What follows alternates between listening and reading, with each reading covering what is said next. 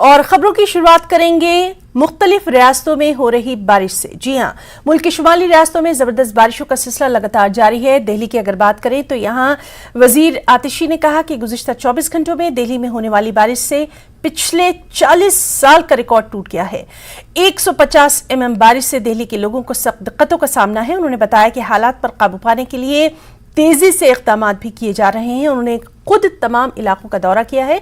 दिल्ली के अलावा पड़ोसी रियासतों हरियाणा, पंजाब और हिमाचल प्रदेश और दीगर रियासतों में भी गैर मामूली बारिशों का सिलसिला हनूज जारी है। हमारे साथ हैं मैडम।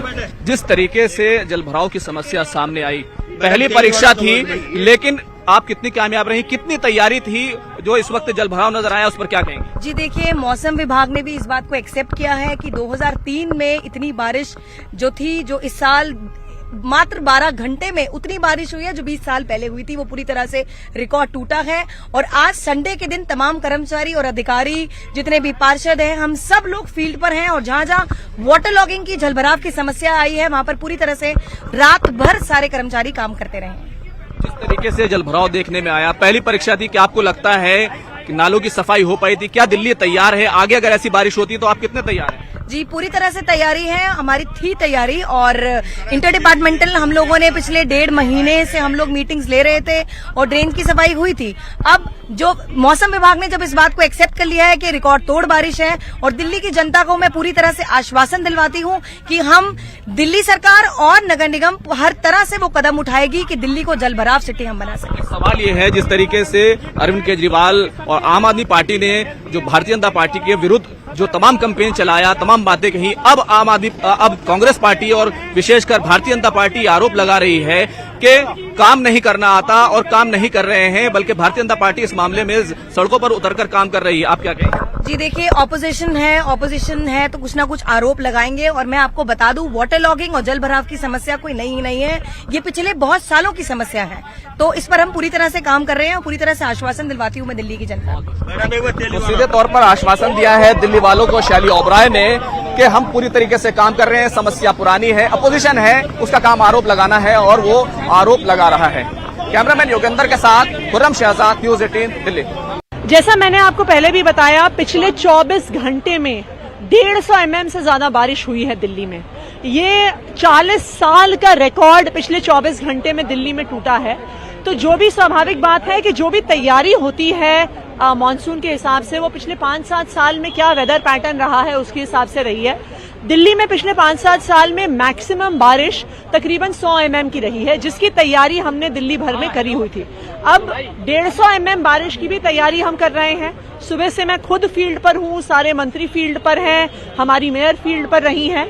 तो अब 150 mm की अगर बरसात हो रही है तो इससे कैसे डील किया जाए, इसकी तैयारी में हम लगे हुए हैं। जब 150 mm बारिश होगी, हमें भी कैपेसिटी बढ़ाने में 1 से 2 दिन का तो समय लगना ही है।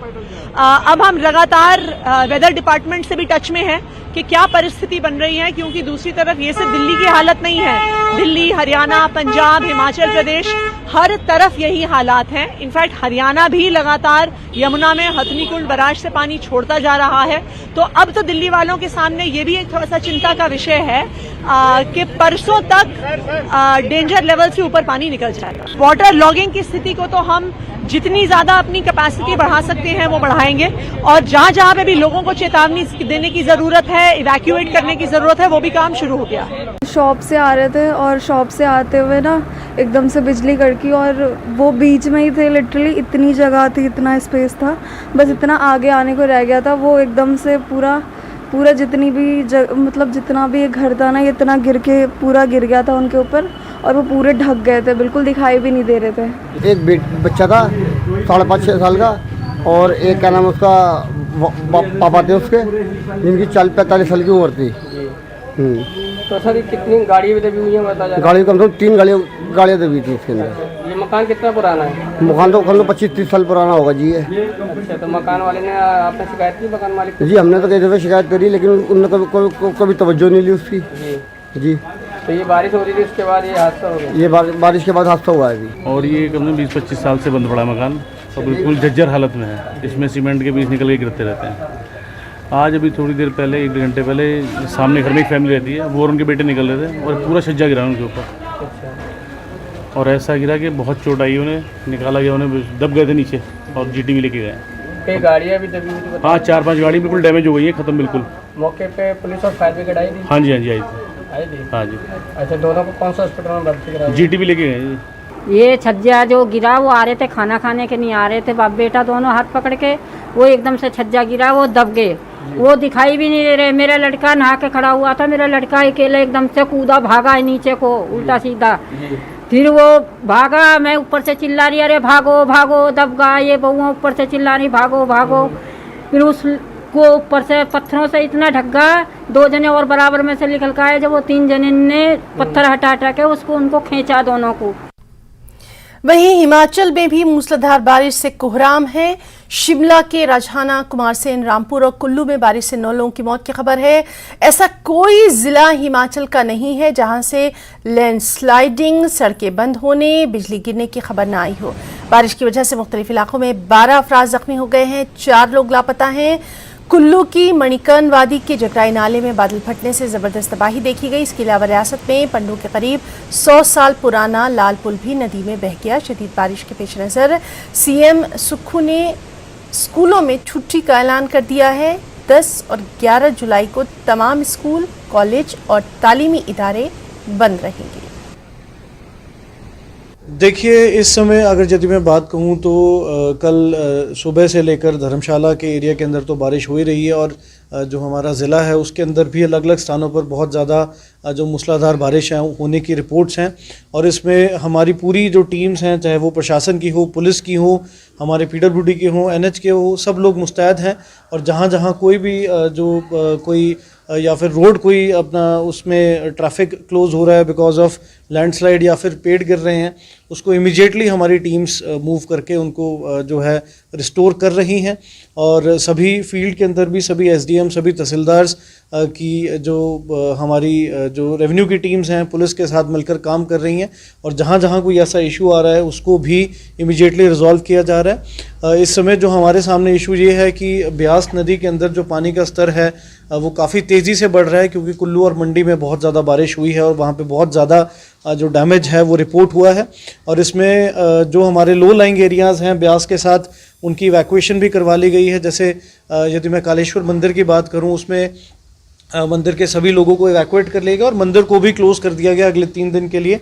तो ये सारी जो प्रिकॉशंस हैं वो प्रशासन ले रहा है। पौंग डैम के जो चीफ इंजीनियर हैं उनके साथ हम लगातार टच में हैं।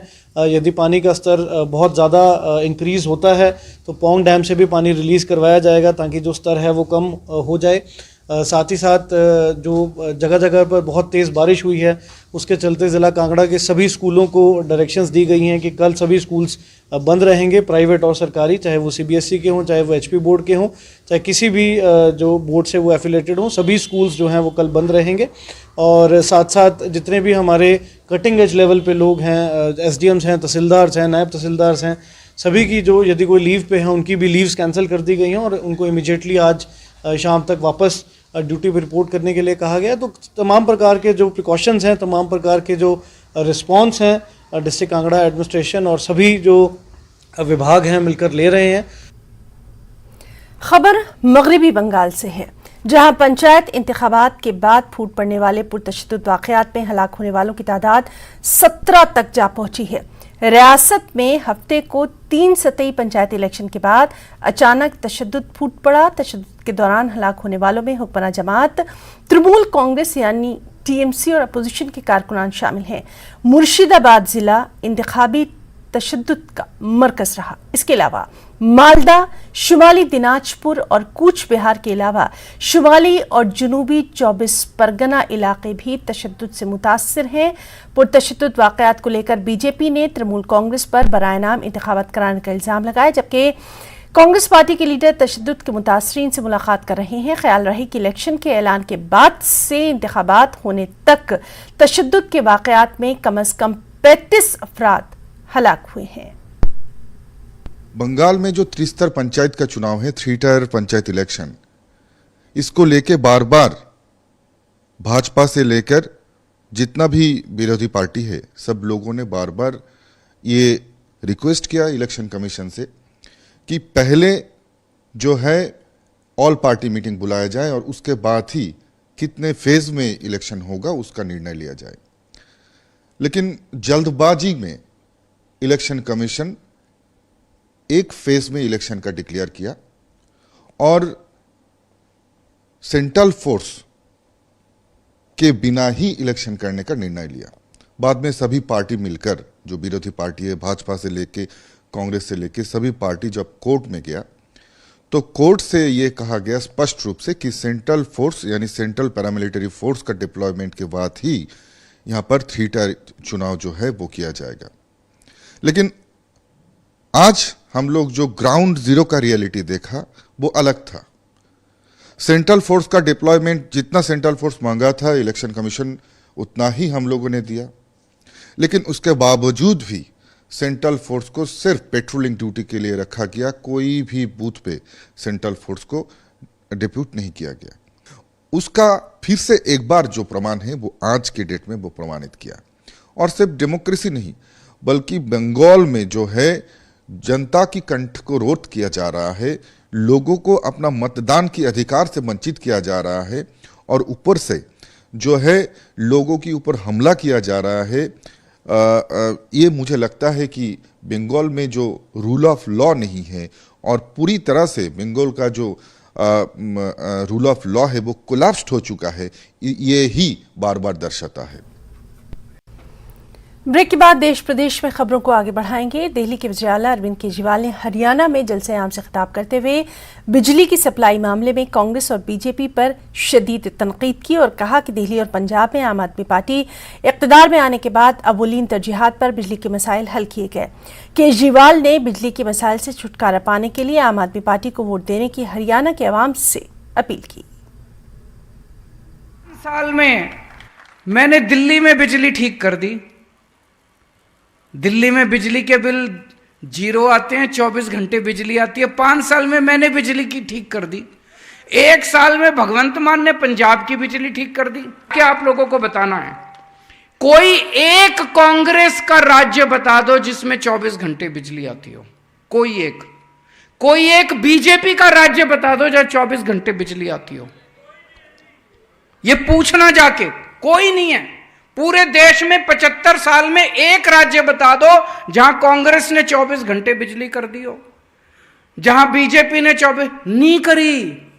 तो इनको दोबारा वोट दोगे तो बिजली के पावर कट ही लगेंगे और इनको दोबारा वोट दोगे तो इतनी महंगी कर देंगे, पूरी कमाई बिजली के बिल में चली जाएगी, फिर भी पूरा नहीं पड़ेगा।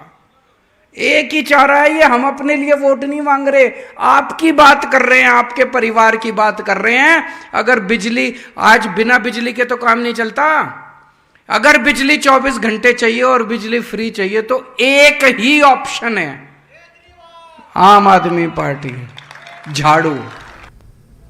कांग्रेस के सीनियर लीडर शशि थरूर ने यूनिफॉर्म सिविल कोड पर रद्द-ए-अमल का इजहार किया और कहा कि यूनिफॉर्म सिविल कोड को नाफिज करने से पहले समाज के तमाम तबकात को एतमाद में लेना चाहिए। उन्होंने मीडिया से बातचीत में ये तमाम बातें कही।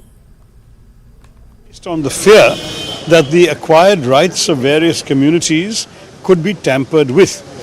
But before we give in to that fear, we need to see what exactly will the government propose.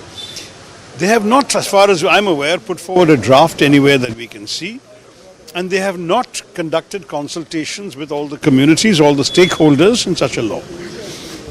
And therefore, what the Congress party has in Delhi decided is that we will wait to see what the draft says before we take a stand.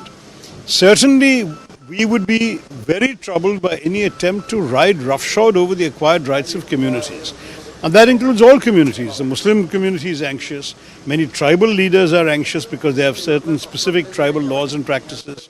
Some of the, as you said, some Christian leaders have expressed concern about what this will do to their personal laws.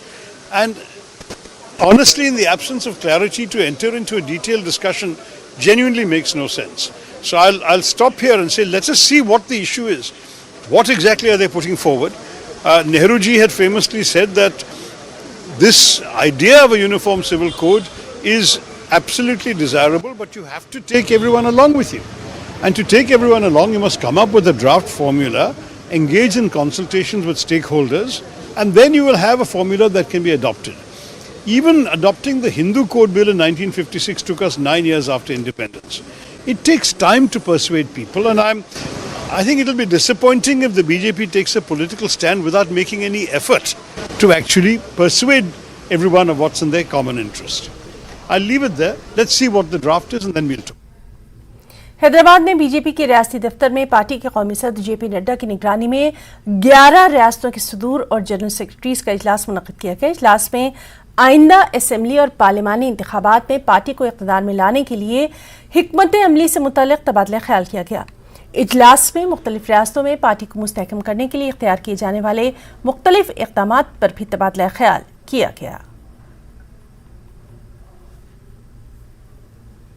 Madhya Pradesh high court के advocate Rajesh Joshi ने कांग्रेस के senior leader Digvijay Singh के खिलाफ police में report दर्ज करवाई है।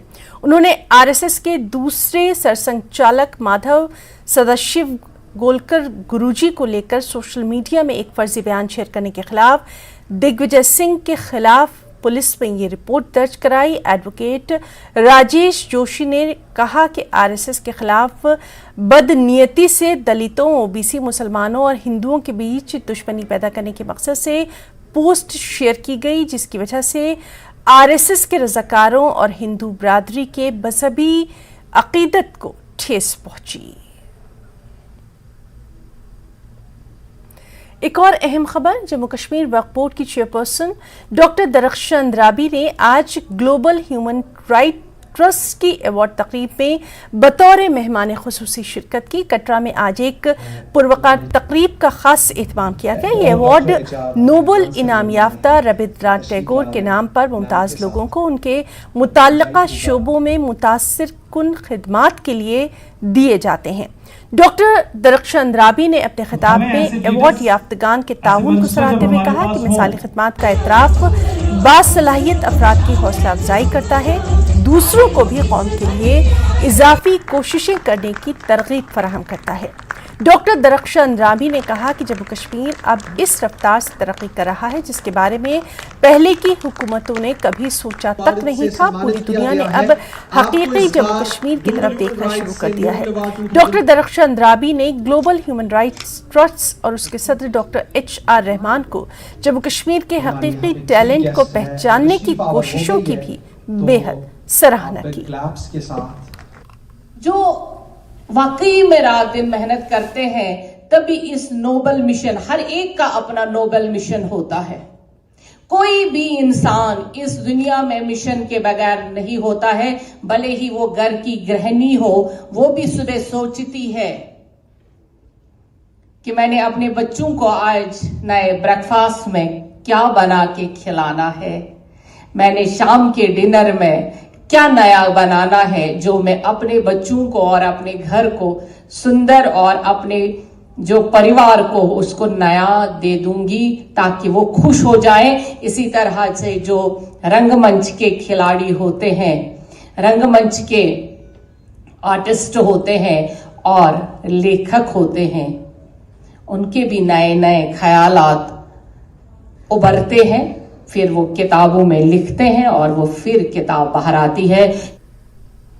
और पुंछ से इस वक्त की एक अहम खबर आपको दे दें। मुगल रोड पर भयानक सड़क हादसा पेश आया है। एक गहरी खाई में जा गिरी है एक ऑल्टो कार और अभी तक की जो इत्तलात हैं उसके मुताबिक कार में सवार 3 अफराद की मौत की खबर है।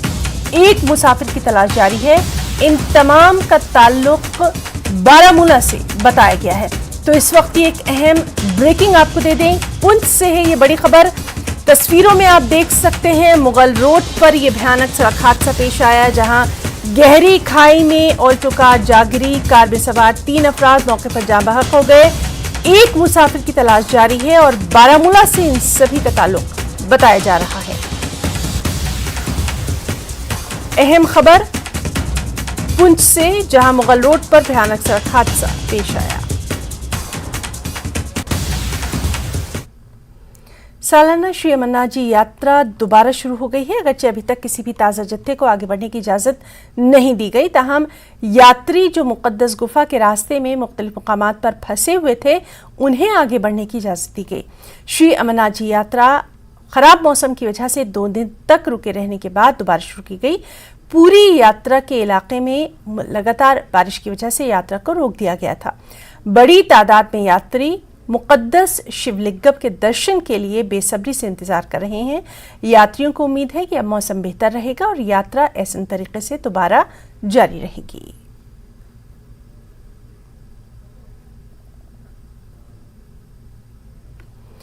हुकूमत ने जम्मू कश्मीर में बल्दियाती इंतखाबात के इनेकाद के लिए तैयारियां शुरू कर दी हैं, जोर शोर से शुरू कर दी हैं। चीफ इलेक्टोरल ऑफिसर ने हाल ही में म्युनिसिपल इंतखाबात के शेड्यूल का ऐलान करने से पहले वोटर लिस्ट पर नजरसानी करने और शहरी इलाकों में वार्डों की हदबंदी करने के लिए जिलेवार असिस्टेंट रजिस्ट्रेशन ऑफिसर्स की तकर्री के बाद एक नोडल ऑफिसर का तकर्र किया। दूसरी तरफ सियासी जमातें और कॉरपोरेटर्स भी इस साल अक्टूबर-नवंबर के महीने में होने वाले इंतखाबात के लिए तैयारी कर रहे हैं। तो आप देखिए हमारे नुमाइंदे समीर भट्ट की ये खास रिपोर्ट। नमस्कार।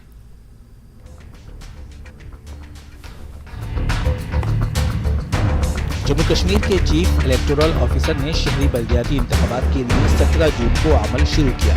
Anil Kaul secretary housing and urban development department को नोडल ऑफिसर के तौर पर मुकर्रर किया। कौल से कहा गया कि वो बाज़ाब्ता तौर पर वोटर लिस्ट पर नजरसानी करें और शहरी इलाकों में वार्डों की हदबंदी करें। चीफ इलेक्टोरल ऑफिसर ने हाल ही में जिला और वार्ड स्तर पर इलेक्टोरल रजिस्ट्रेशन ऑफिसर और असिस्टेंट इलेक्टोरल रजिस्ट्रेशन अफसरान को भी इसी मकसद के साथ जम्मू कश्मीर यूटी के मुख्तलिफ वार्डों में नजरसानी के अमल को अंजाम देने के लिए तैनात किया है। इसी दौरान सियासी जमातों ने भी इन इंतखाबात के इनेकाद के लिए चीफ इलेक्टोरल ऑफिसर की तरफ से उठाए जा रहे इक़दामात को देखकर मज़कूरा इंतखाबात की तैयारी शुरू कर दी है। जम्मू की बात करें तो असल मुकाबला एक बार फिर बीजेपी और कांग्रेस के दरमियान होगा। बीजेपी ने 2018 के म्युनिसिपल इंतखाबात में ज्यादा वार्ड्स पर कामयाबी हासिल की थी। जेएमसी में इसके मेयर और डिप्टी मेयर हैं और यही वजह है कि कॉरपोरेटर्स एक बार फिर पिछले कुछ सालों के दौरान जबरदस्त काम की वजह से आने वाले म्युनिसिपल इंतखाबात जीतने का दावा कर रहे हैं। कॉरपोरेशन की जहाँ से आपने तैयारी की बात की है, हम तो भारतीय जनता पार्टी एक कैडेट बेस्ड पार्टी है और हमेशा संगठन को साथ लेके चलने वाली पार्टी कार्यकर्ता का निर्माण करती है। तो हमारा कार्यकर्ता तो 24 घंटे तैयार रहता है कि चाहे वो कॉरपोरेशन की इलेक्शन हो, चाहे वो पार्लियामेंट की इलेक्शन हो, चाहे पंचायत की हो, चाहे एमएलए की इलेक्शन हो। तो हमारे कार्यकर्ता को ये नहीं है कि बिगुल बजाना पड़ेगा, उसको तैयार करना पड़ेगा, उसको मोटिवेट करना पड़ेगा। वो तो 24 आवर लोगों के बीच रहता है, काम करता है और हर वक्त जब भी इलेक्शन कमीशन इसकी नोटिफिकेशन निकालेगा तो भारतीय जनता पार्टी का कार्यकर्ता तैयार है। वहीं अपोजिशन का कहना है कि बीजेपी की हुकूमत वाली जेएमसी जम्मू के शहरी इलाकों के लोगों की तवक्कुआत पर पूरा नहीं उतर सकी है। जम्मू शहर की सफाई की व्यवस्था नहीं हो पाई। आज ऐसे लगता है कि जैसे जम्मू शहर की 75 वार्डों को मेयर मिला हुआ है, कि जो मेयर होता है वो फादर ऑफ सिटी होता है, वो मेयर होता है जम्मू शहर की सारी पब्लिक का। आज मुझे कैसा लगता है कि जो मेयर बना है वो सिर्फ बीजेपी का मेयर है। साल 2018 के म्युनिसिपल इंतखाबात में श्रीनगर म्युनिसिपल कॉरपोरेशन के 74 वार्डों में से आजाद उम्मीदवारों ने 49 सीटों पर कामयाबी हासिल की। कांग्रेस को 12 सीटें, बीजेपी ने 4 सीटें हासिल की, जबकि एक वार्ड में कोई वोट नहीं हुआ और 8 सीटें बिला मुकाबला रहीं। जम्मू म्युनिसिपल कॉरपोरेशन की 75 नशिस्तों के इंतखाबात में बीजेपी ने 43 नशिस्तें हासिल की, कांग्रेस ने 14 जबकि आजाद उम्मीदवारों ने 18 नशिस्तें हासिल की। अब नई पार्टियां जैसे अपनी पार्टी भी जम्मू कश्मीर के शहरी इलाकों में बड़े पैमाने पर तब्दीलियां लाने के नारे के साथ म्युनिसिपल इंतखाबात लड़ने जा रही है। कमेटी का चुनाव तो डेवलपमेंट के नाम पे ही होता है, उसमें तो बड़े राजनीतिक मुद्दे उठाए नहीं जाते। उसमें तो जो वहाँ की साफ़ सफाई का मुद्दा है, वहाँ के टैक्सों का मुद्दा है, वहाँ की गलियों नालियों का मुद्दा है, वहाँ के फंड्स कैसे जनरेट कर रहे हैं, वहाँ की जो पार्क्स हैं, स्कूल हैं, जो उसके अंदर लारी अड्डा वगैरह, तो इनको लेके जो है वो इलेक्शन फाइट की जाती है। तो जम्मू कश्मीर अपनी पार्टी इसके लिए पूरी तरह से तैयार है और मुझे पूरी उम्मीद है कि जब भी चुनाव होगा जम्मू कश्मीर अपनी पार्टी दोनों रीजन में, Jammu as well as Kashmir valley में अच्छे नतीजे जो हैं वो निकलेंगे। काबिले जिक्र बात यह है कि जम्मू कश्मीर के 18 जिले हेडक्वार्टर्स में म्यूनिसिपैलिटियों को पहले ही काउंसिलों के तौर पर अपग्रेड किया जा चुका है, जबकि सुपोर में भी एक काउंसिल है, जिससे काउंसिल्स की कुल तादाद 19 हो गई है। म्यूनिसिपल कॉरपोरेशनों की तादाद 2 है, एक श्रीनगर और एक जम्मू में है। म्यूनिसिपल कमेटियों की तादाद 70 से कम होकर 57 रह गई है। न्यूज़ 18 के लिए जम्मू से समीर भट्ट की रिपोर्ट।